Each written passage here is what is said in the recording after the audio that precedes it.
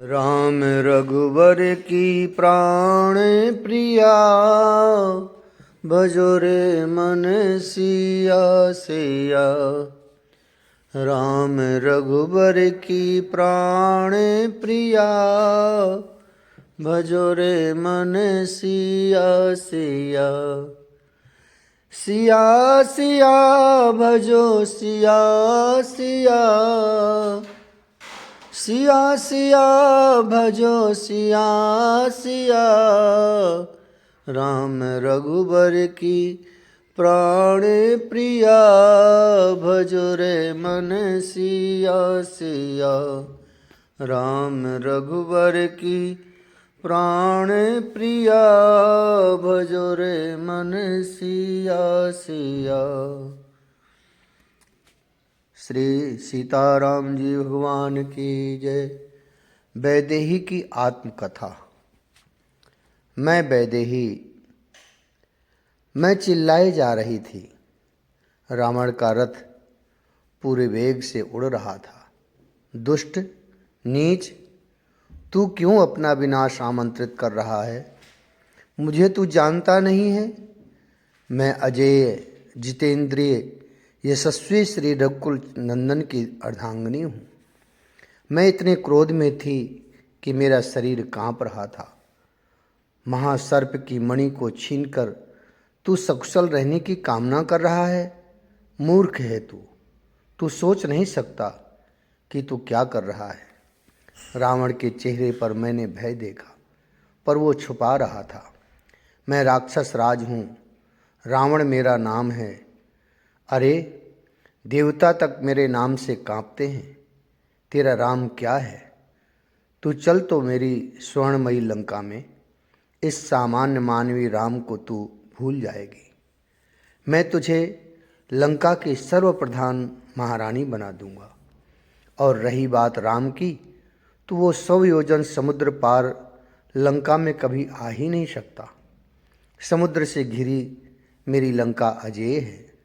दुष्ट रावण, तेरे इस अपराध से तेरा संपूर्ण कुल नष्ट होगा। मैंने उसे दुत्कारा। नीच रावण, भले तू कहीं छुपे, चाहे पाताल या रसातल, कहीं भी मेरे श्री राम के उन अमोघ बाणों से तू बच नहीं सकता। और रही बात मेरे लंका में रहने की, हंसी आती है मुझे और दया आती है तेरे कुल जाति के लोगों पर कि तू उन्हें भी समाप्त करने की सोच बैठा है। अरे, सूर्य अपना ताप छोड़ सकता है, चंद्रमा अपनी चांदनी छोड़ सकता है, पर ये सीता अपने राम को नहीं छोड़ सकती। ये जनक पुत्री कभी राम के अतिरिक्त किसी और की हो ही नहीं सकती। मैं पूरी ताकत से चिल्लाकर बोली थी। मेरी रोषपूर्ण आवाज़ सुनकर रावण कांप गया था। वो मौन हो गया। फिर धीरे से अपने सारथी से कहा, रथ को और तेजी से भगाओ, कहीं राम ना आ जाए। मैं कातर स्वर से अंजलि बांधे प्रार्थना करने लगी थी समस्त से। हे वनराज, हे वनदेवी, हे वृक्षों, हे देवी गोदावरी, मेरे स्वामी श्री राम के लौटने पर उन्हें ये सब बता देना कि मेरा हरण इस दुष्ट ने किया है। हाँ लक्ष्मण, मैं तुम्हारी अपराधिनी हूँ। मैंने तुम्हें क्या नहीं कहा? ओह हे लक्ष्मण, असहनीय वचन मैंने तुम्हें कहे थे। तुम इस विपद में पड़ी हुई सीता को क्षमा कर देना। फिर पुकार उठी थी मैं, लक्ष्मण, हाँ लक्ष्मण, कहाँ हो तुम? दौड़ो, देखो ये राक्षस रावण मुझे ले जा रहा है।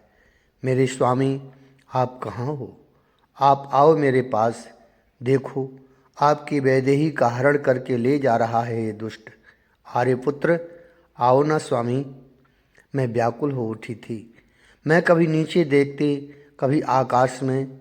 कोई तो मेरे स्वामी श्री राम को बता दो कि उनकी सीता को रावण चुरा कर ले जा रहा है। कोई मेरे देवर को कह दो। हा नाथ, मैं बस पुकारे जा रही थी, तभी मैंने देखा जटायु जी को। मैंने पुकार लगाई, देखिए ये राक्षस मुझे चुरा कर ले जा रहा है, मुझे बचाइए। आप मेरे पिता जैसे हैं, आप मुझे देख रहे हैं ना? मैंने जटायु जी से प्रार्थना की। पुत्री सीता, उनकी आवाज़ पूरे वन प्रांत में गूंज उठी थी। भय मत करो, मैं इस दुष्ट रावण को नष्ट कर दूंगा। मैं हूं ना पुत्री सीता, तुम निश्चिंत हो जाओ। इतना कहकर वो जटायु उड़े। उनके उड़ने से वन समूह उखड़ने लगे थे। ऐसा लग रहा था कि कोई पहाड़ ही उड़ा चला आ रहा है। रावण भी चौंक गया था। ये कौन है? गरुण है या मैनाक? गरुण तो नारायण को छोड़कर यहाँ क्यों आने लगे? मैनाक तो समुद्र में छुपकर बैठा है।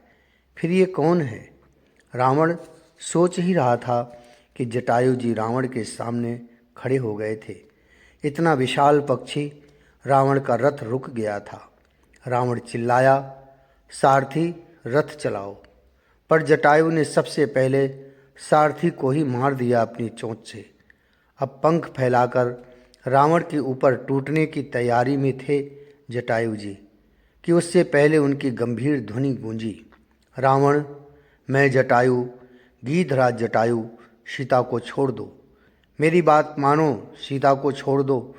तुम तो ऋषि पुलस्त के पौत्र हो, फिर ऐसे कर्म क्यों कर रहे हो? सुनो रावण, राम निरपराध है। गलती तुम्हारी बहन शूर्पणखा ने ही की थी। मैं तुम्हें सारी बातें बताऊंगा, पर पहले सीता को छोड़ो। जटायु जी ने रावण को धमकाया भी। रावण, मैं तुमसे वृद्ध हूँ, तुम युवा हो, पर याद रखो, मैं जीते जी तुम सीता को यहाँ से नहीं ले जा सकते। मैं समझ गई थी कि जटायु जी बातों में रावण को लगाकर विलंब करना चाहते थे, ताकि तब तक मेरे श्री राम भी यहाँ आ जाएं। पर रावण इतना मूर्ख नहीं था। वो समझ गया उसका रथ सारथी विहीन होने के कारण दिशा से भटक गया था। रावण ने धनुष निकालना चाहा, पर अपनी चोंच से पकड़कर जटायु जी ने धनुष को फेंक दिया। रावण के ऊपर प्रहार करने लगे थे। रावण के रक्त बहने लगा था मस्तक से। पक्षीराज झपटे, रावण के वक्ष पर अपने चोंच का प्रहार किया। रावण गिर गया। रथ में रावण के साथ साथ रथ भी पूरे वेग से पृथ्वी की ओर गिर रहा था। दोनों में घमासान युद्ध छिड़ा हुआ था। एक बार पूरी शक्ति से प्रहार किया रावण के ऊपर जटायु जी ने। इस प्रहार को रावण सह नहीं सका और रथ में ही मूर्छित होकर गिर पड़ा। जटायु जी मेरे पास आए और मुझे अपने पंजों से उठाया। उड़ने ही वाले थे कि रावण सचेत हो गया। पास में रखे चंद्रहास खंग को देखा। रावण ने फुर्ती से उठा और जटायु जी के पंख में जोर से दे मारा। वो पंख कटकर गिर गया, पर जटायु जी फिर भी मुझे लिए उड़ ही रहे थे। रावण ने दूसरा पंख भी काट दिया। इतना ही नहीं, उनके पैर पंजे भी काट दिए। वो फड़फड़ाते हुए धरती में गिरे। मैं भी गिरी, पर मैंने देखा जटायु जी तड़प रहे थे। उनके न पंख थे न पैर। मैं उनकी ओर दौड़ी, उनसे लिपट गई जैसे कोई पुत्री पिता से लिपट जाती है। उनकी बस धड़कनें चल रही थीं। मैं चीत्कार कर उठी, आर्यपुत्र दौड़ो, देखो यहाँ क्या अनर्थ कर दिया इस रावण ने। पर रावण ने एक और मायामयी रथ का निर्माण किया। मुझे जबरन उसमें बिठाया और आकाश मार्ग से फिर ले चला। हा राघवेंद्र, हा रघुनाथ, पर मेरी कौन सुनता। बड़ी तीव्र गति से रावण का रथ चल रहा था। मैं इधर उधर देखे जा रही थी। मेरी दृष्टि ज़्यादा नीचे ही थी। वर्णन से बाहर जा चुकी थी मेरी वेदना। मैं बार बार जटायु जी को भी याद करती थी कि ओह, मुझ भाग्यहीना के कारण जटायु जी के प्राण चले गए। कोई तो दिख जाए। मैं नीचे ही देख रही थी। अपने स्वामी श्री राम तक संदेश पहुंचाने के लिए कोई सूत्र तो हो। तभी मैंने देखा एक पर्वत शिखर है। वहाँ 4-5 शक्तिशाली से दिखने वाले बानर दिखाई दिए। मैंने अपना उत्तरीय फाड़ा, अपने सारे आभूषण उतारकर उसमें बांधकर नीचे फेंका। मैं सीता हूँ, जनक पुत्री सीता।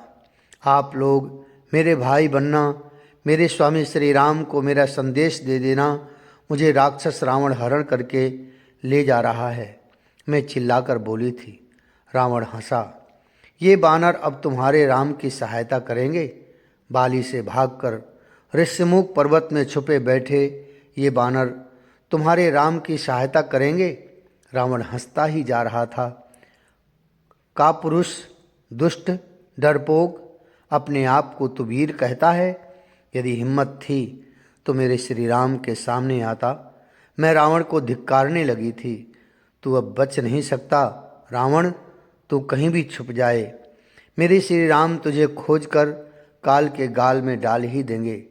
पर मैं जब क्रोध में बोलती तब रावण मौन हो जाता। वो मेरी बात का उत्तर नहीं देता, अपना ध्यान कहीं और लगा लेता था। यह है मेरी लंका, देखो सुंदरी, यह है स्वर्णमयी मेरी लंका। उसने ऊपर से ही मुझे बताया, पर मैं क्यों देखने लगी उसकी लंका को? मैं बस रोए जा रही थी। उसने अपना रथ अपने अंतःपुर में ही उतारा।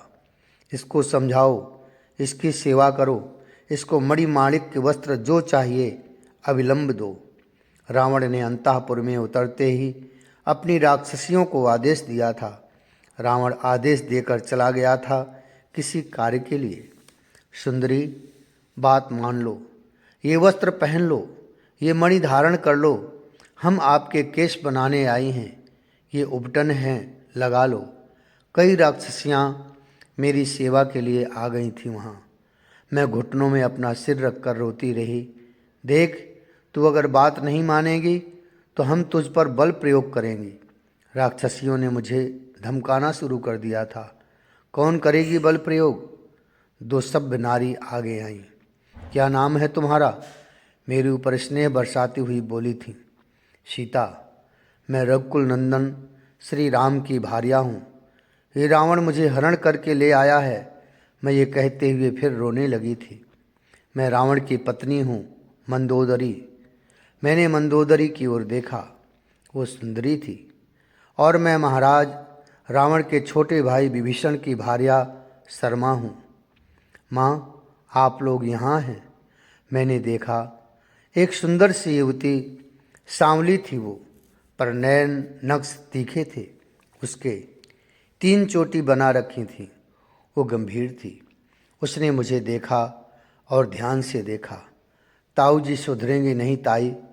उसने मंदोदरी की ओर देखा था ये कहते हुए। वो इतना कहकर मेरी ओर आई, मेरे पास आई।